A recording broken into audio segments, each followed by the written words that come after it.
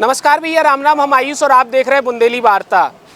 बीते 29 नवंबर को सनातन संस्कृति संघ द्वारा एक यात्रा निकाली गई थी, जो कि ललितपुर से प्रारंभ होकर करीब 500 किलोमीटर तक की यह यात्रा चली थी। जी मैं ललितपुर से लेके महोबा, मऊरानीपुर, टहरौली, गुरसराय, फिर अंत में झांसी में आके यह यात्रा समाप्त हुई थी, जो कि सनातनी संस्कृति संघ की हरिप्रिया भार्गव जी के नेतृत्व में निकाली गई थी। उसके बाद अब आज बुधवार के दिन करीब 18 दिसंबर को एक बार फिर से हरिप्रिया भार्गव जी के नेतृत्व में एक यात्रा निकाली जा रही है, जी को नाम रखोगा वो है सनातन संस्कृति रक्षा यात्रा 2.0। ई के बारे में पूरी जानकारी ले हैं हरिप्रिया भार्गव जी से कि ई की कैसी का रूपरेखा है, कितने लोग कितनी जगह जा रहे हैं और ई को मुख्य उद्देश्य का है वो। सबसे पहले तो हरिप्रिया जी राम राम। राम राम सभी बुंदेली बहन भाइयों को हमारी तरफ से बहुत बहुत राम राम, जय सिया राम। यह यात्रा जो है 18 दिसंबर को बुधवार से इधर झांसी से निकाल रहे हैं और यात्रा का 3 उद्देश्य हैं। एक तो बांग्लादेश में हो रहा नरसंहार सनातनी बहन भाइयों के ऊपर, हमारे मंदिरों के जिनाले के ऊपर, गुरुद्वारों के ऊपर, फिर गौ माता की सरेआम हत्या और जो विध्वंस वहाँ चल रहा है, उस सब को लेकर के हमने उन उद्देश्यों को लेके ये यात्रा निकाली है। और ये यात्रा यहाँ झांसी से होते हुए उरई, कानपुर, लखनऊ, अयोध्या वहाँ तक जाएगी। लखनऊ में जाकर के हम महामहिम को अपना एक प्रस्ताव देने वाले हैं, ताकि भारत सरकार इस विषय को संजीदगी से ले और एक पहल करे, कुछ नए नतीजे लेके आए। दूसरा कि हम सब चाहते हैं माँ गंगा को जिस तरह से गंदा किया जा रहा है हर जगह, उसके प्रति लोगों में जागरूकता आए। भारतीय संस्कृति और सनातन धर्म ये दोनों ही एक ही सिक्के के 2 पहलू हैं। तो सनातन धर्म की रक्षा का बात तब आती है जब कई जगहों पे सनातनी हिंदू बहन भाइयों पे अत्याचार हो रहे हैं। इसलिए ये रक्षा यात्रा का हमने शुभारंभ किया है इस उद्देश्य के साथ। हमारी एकता यात्रा में हमें पूरे बुंदेलखंड से सभी लोगों को बहुत अच्छा सहयोग मिला, सबने बहुत बढ़ चढ़ के साथ दो, सब लोग साथ मिल के यात्रा में शामिल भए। तो उसी सहयोग और प्रेम की वजह से हमने ये रक्षा यात्रा का आयोजन किया है।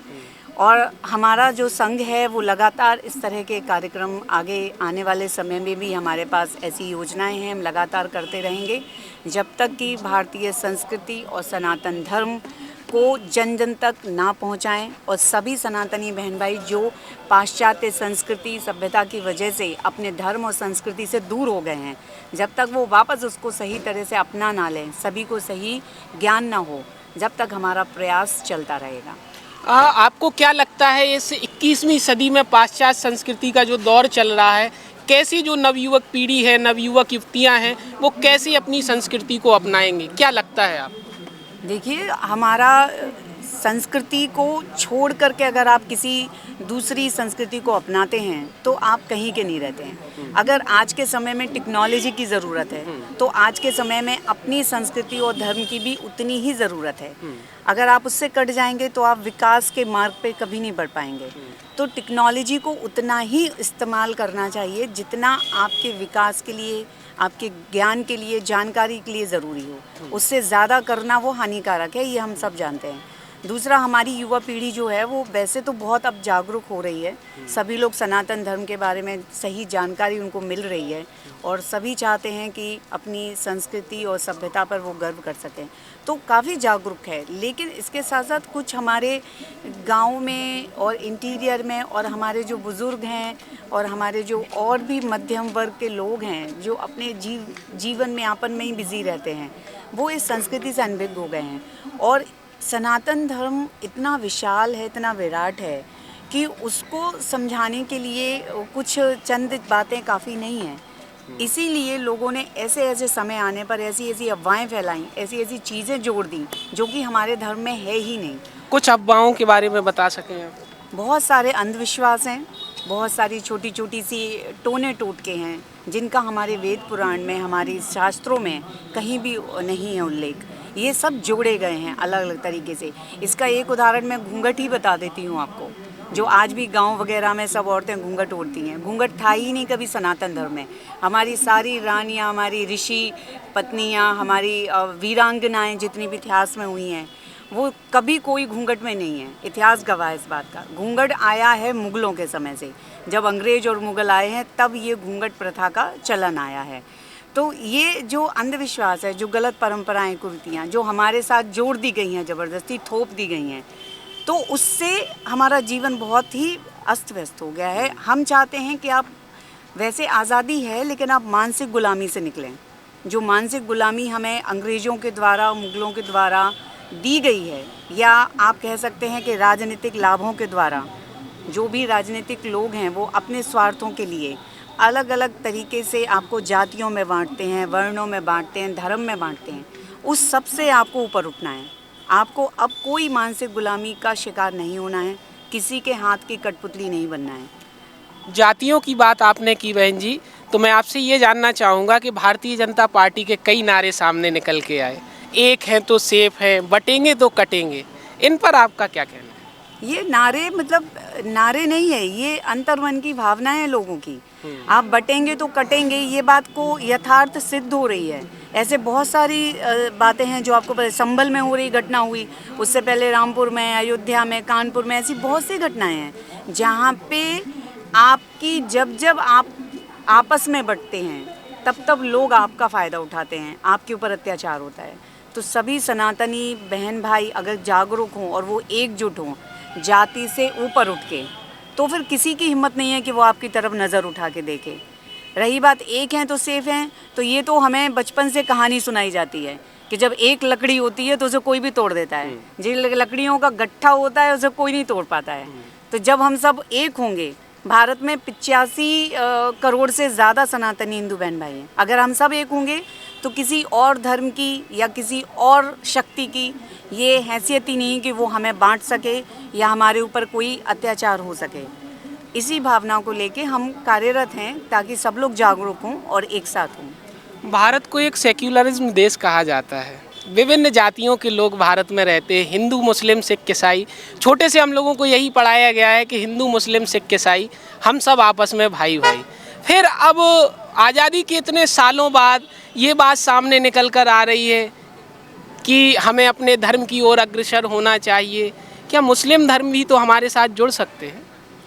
देखिए, भारत के संविधान में जो अधिकार दिए गए हैं या सेकुलर कहा गया है, तो मैं आपसे कहूँगी कि भारत सेकुलर देश है, लेकिन इसके साथ साथ उदाहरण हमारे पास ऐसे हैं कि जहाँ जहाँ पर मुस्लिम कम्युनिटी की या क्रिश्चियंस की मेजॉरिटी बढ़ी है, वहाँ वहाँ से सनातनियों का सफाया हो गया है।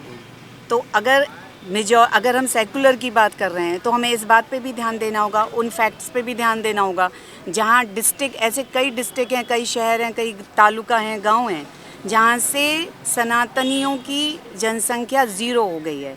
आज वो पूरे मेजॉरिटी में है मुस्लिम के, ईसाइयों के। तो अगर ऐसा होता, सेकुलर होता, तो सेकुलर तो सबके लिए होता ना, लेकिन सिर्फ सनातनियों के लिए ही सेकुलर है, बाकी सबके लिए कट्टर है। तो ऐसा तो हमारा संविधान नहीं सिखाता है। तो ये मानसिकता जो चल रही है ना, उससे हमें सबको जागरूक होना है कि भाई भाई, हिंदू सनातनी बहन भाई, जो सनातन की परंपरा से 4 धर्म चलते हैं, वैदिक, जैन, बौद्ध, सिख, वो चारों धर्म के लोग सनातनी हैं और वो चारों बहन भाई एक साथ हैं। हमें अब वर्ण जाति सबको भूल के एक होना है, और जब एक होंगे तो आपको पता चलेगा कि फिर आपकी मेजॉरिटी इतनी है कि माइनॉरिटी वाले कभी आप पे अत्याचार नहीं कर सकते। तो ये जो भावना है ये हमें समझनी होगी। संविधान सबके लिए समान है। हिंदू राष्ट्र को लेकर आप क्या समझती हैं? हिंदू राष्ट्र एक संवैधानिक मुद्दा है। क्या लगता है आपको बनना चाहिए? वो विचाराधीन है। ये मतलब भारत की आत्मा ही सनातन धर्म है। तो जब भारत की संस्कृति, भूमि, यहाँ का प्रत्येक व्यक्ति, वो चाहे आज धर्म परिवर्तन करके कुछ भी बन गया हो, लेकिन उसके पूर्वज भी सनातनी थे, उनकी आने वाली पीढ़ियाँ भी सनातनी होंगी। ये वर्तमान परिस्थिति है जो कई राजनीतिक कारणों के वजह से, या मैं कहूँ ऐसे कुछ लोग हैं जिनके स्वार्थों की वजह से समाज में ऐसी बातें फैली हैं। तो भारत तो पहले से ही सनातन देश है और रहेगा। यहाँ से सनातन को ख़त्म करना असंभव है। यहाँ से क्या, विश्व से कहीं से भी नहीं किया जा सकता है। अंत में आप बुंदेलखंड के क्षेत्र में खड़ी हुई हैं। बुंदेलखंड को राज्य बनाने की मांग बहुत जोर शोर से चल रही है। बहुत सारी सर्वदलीय बैठक भी हो गई। दूसरी सर्वदलीय बैठक का भी आयोजन अभी हाल फिलहाल में ही हुआ है। आपको क्या लगता है कि बुंदेलखंड राज्य को किस तरीके से आप देखती हैं? मैं दरअसल बांटने की कोई भी चीज़ को देखती ही नहीं हूँ। अगर उत्तर प्रदेश को बांट रहे हैं तो भी मैं नहीं देख रही हूँ। मैं सिर्फ देख रही हूँ कि जहाँ जोड़ सकते हैं, जुड़ाव कैसे हो सकता है। अगर उत्तर प्रदेश को ऐसे ही बांटने लगे तो आज बुंदेलखंड की मांग है, कल रोहिलखंड की, फिर अवध की, फिर सारे जगह से मांग उठेगी। तो मैं ये इन सब चीज़ों में नहीं पड़ती हूँ, ये राजनीतिक विषय हैं। मैं सिर्फ इतना चाहती हूँ कि सनातनी बहन भाई जहाँ भी रह रहे हैं, चाहे भारत हो चाहे विश्व का कोई भी देश हो, उन सबको एक साथ एक मंच पे आना है और अपनी एकता और अपनी एकजुटता को दुनिया के सामने रखना है। इसी उद्देश्य के साथ हम ये प्रयासरत हैं और आगे भी रहेंगे। आपके साथ अभी आपको क्या लगता है कितने लोग इस यात्रा में अभी चल रहे हैं? अभी लगभग 2,500-3 हज़ार लोग हैं। बाकी उरई, कानपुर, लखनऊ ऐसे जुड़ेंगे वहाँ से भी। इस पूरी यात्रा का क्या मांग है कि हमें ये चाहिए ही चाहिए है? नहीं, हमारी मांग नहीं है। हमारा निवेदन है, हमारी प्रार्थना है सरकार से। हम ये चाहते हैं जो बांग्लादेश का मुद्दा है, वहाँ पर जैसे अत्याचार हो रहे हैं, उन सबको हाईलाइट करना चाहते हैं। हम चाहते हैं सरकार इस पक्ष को बहुत मजबूती के साथ विश्व के सामने रखे और इस पर कोई पहल हो, कोई कानून हो, कोई बनाया जाए।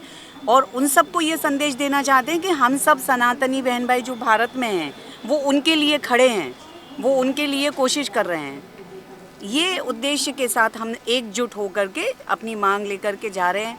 साथ में हमारा सबका श्रद्धा है, विश्वास है हम सबकी रामलला में अयोध्या। तो हम सब मिल कर के वहाँ जाएंगे और एक सामूहिक पूजा मंत्रोच्चार करेंगे और प्रार्थना करेंगे कि जो जहाँ जहाँ पे भी सनातनी बहन भाइयों पर या माँ गाय माता पर या हमारे मंदिरों पर जो भी नरसंहार हो रहा है, विध्वंस हो रहा है, वो रोका जाए, सभी सुरक्षित हों।